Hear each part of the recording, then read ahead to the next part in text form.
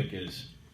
And this might ruffle some feathers about some people who are watching, and it might not be politically correct, but I don't care, because I'm here for the community, I'm here for the parents, I'm here for the students. This final topic, my first idea was getting a mentor. The second idea is getting a responsible person on the bus. In addition, follow up with Thomasina. And this is the third thing I want to bring up to the table. I want to get feedback.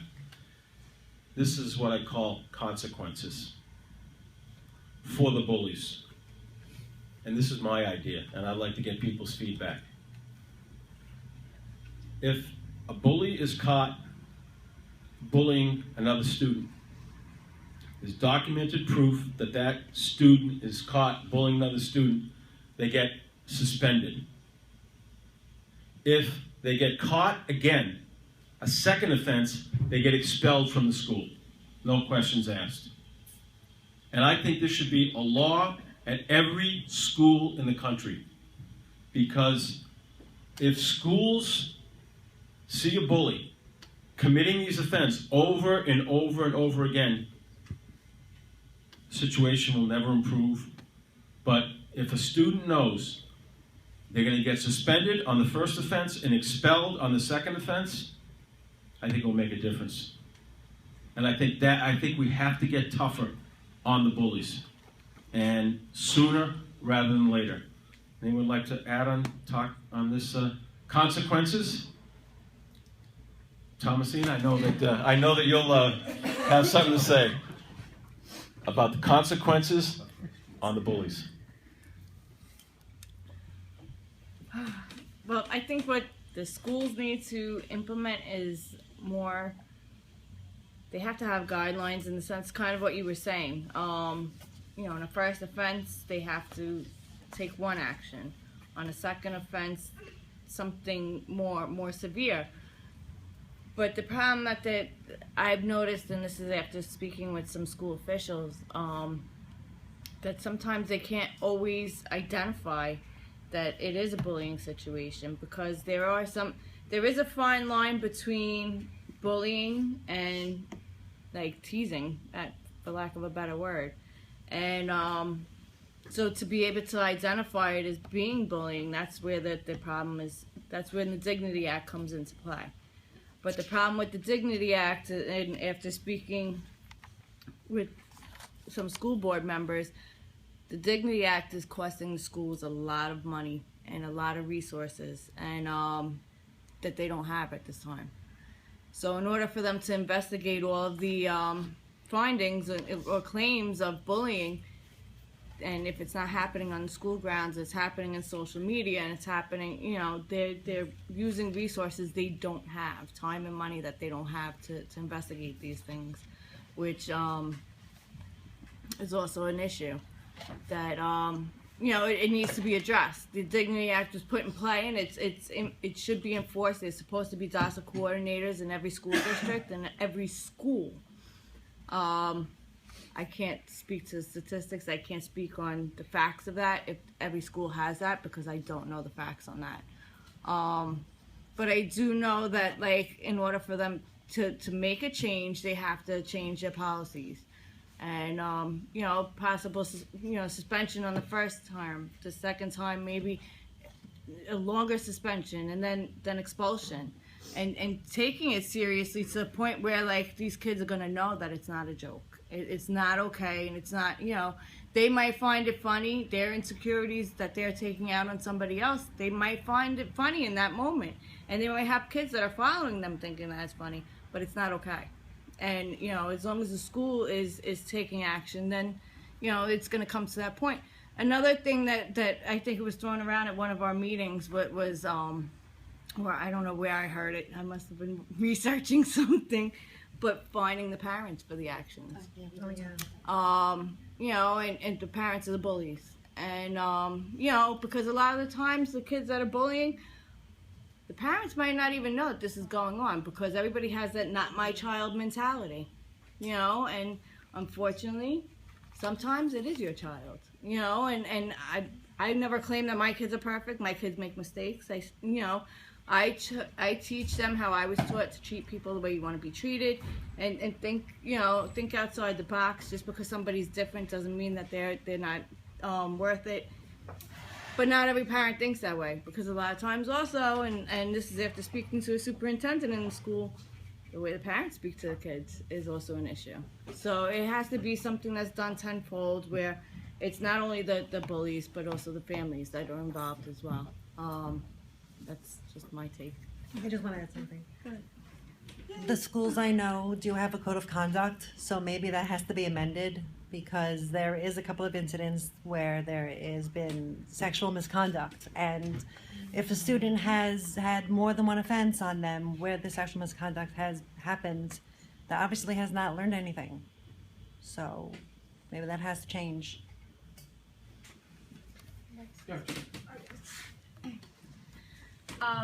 To the consequences towards the bullying, like I'm so for that, because it's like this kids need to know what they're doing wrong. It is difficult to just expel someone on the second attempt. Like, they need to realize what they're doing wrong. So maybe the first time they get off with a warning, like, listen, this really isn't right. What you're doing is so wrong. Next time it's going to be worse for you.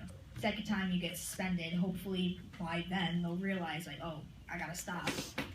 Third attempt, start taking away things that they can be doing in school, like sports or after school activities or things in school in general where you can't, like, for an example, the high school, we're allowed to go outside and hang out around our campus for lunch.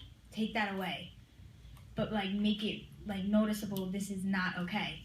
And then if it keeps on going, then get expelled. And then to the parent part, it's like when I was getting bullied and the school wasn't doing anything, and even when it got to police needing to get involved, it was just like difficult, because we did try finding the parents, and the parents, it was like you could not find them. There was no way to get them. And it was difficult because it was almost like there wasn't much. They said they couldn't do much. The police said they couldn't do much with the students because of how we were at such a young age. But, I mean, it was getting to the point where it was outside of school. People were finding out my exact locations and coming and trying to jump me. 15 kids against one. Or, like, 15 kids against a small group of mine. And it was just so difficult to deal with, where I had to call certain grown-ups to come and get me. And even then, the kids went after the grown-ups and their cars. And started kicking and punching the cars to try and get in to come after me. It was just difficult. And it's like the parents weren't there, couldn't get in contact with the parents to be like, this is what your kid is doing to my kid. Help us out. Couldn't get in contact. Anyone else want to speak? Yeah, go ahead. That's what I was going to talk about. Lena's my daughter. So we've had plenty of issues going to the school and making police reports. But I do find that when, especially in middle school years, it's as the police have said, or even in the school, it's because of their age. There's certain things they legally cannot do. But I feel like when the kids get in trouble in school, it's just a disciplinary action of being, suspended. And I think, as someone said before, that a lot of times the bully has issues of their own. And I wish there were programs where it wasn't just about getting into trouble, but having meetings with these kids or their parents and trying to get to the root of what's going on with them. Maybe they are just mean, or maybe there is an issue, but just giving them suspension is never going to solve the problem. They're just going to go back out and do it again.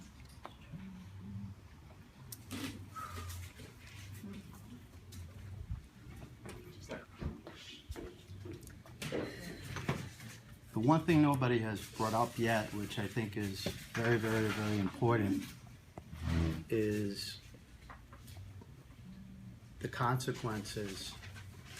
Once you suspend a bully, what may happen to the kid that got bullied? He has friends, or she has friends. I'm saying they may come down harder on the kid being bullied.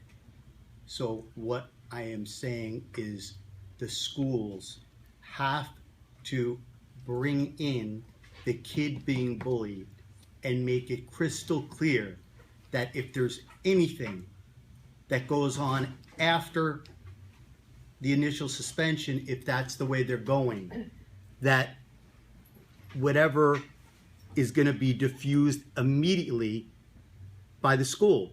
You cannot leave that time element for the bully or his friends, especially as we've discussed with the advent of social media, because things can get around so quick, and somebody with problems, most likely in the first place, that is the bully, could make life worse for the person being bullied. So please, I know everybody means well, and it's an awesome group of people, and the ideas have been wonderful, and everybody's putting their time and effort into it.